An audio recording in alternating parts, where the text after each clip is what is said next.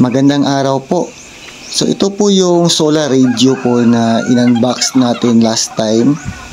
And sobrang 1 year na po itong ginagamit dito at still maganda pa yung performance niya, no?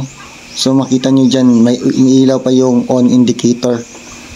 So napakasulit ng radyong ito, no? Kung gusto niyo makita yung unboxing, pwede niyo puntahan yung link, yung ibang video natin. Yan. So walang problema. So susubukan natin yung flashlight niyang i-on if okay pa ba. So yan. Kita nyo naman na malakas pa yung flashlight niya. Ginagamit pa to ng tiyuhin namin dito. So sige, subukan nating paandarin. So kita nyo naman, gumagana pa, no?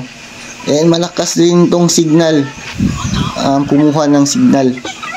So sulit talaga sa napakamurang presyo na mabibili nyo sa Shopee at sa Lazada. By the way guys, nasa description yung link kung saan ko to nabili. So pwede nyo puntahan doon. And hindi kayo magsisisi talaga, no, sa quality ng solar radio na ito. Yan po yung after. Actually lampas 1 year na itong ginagamit dito, no?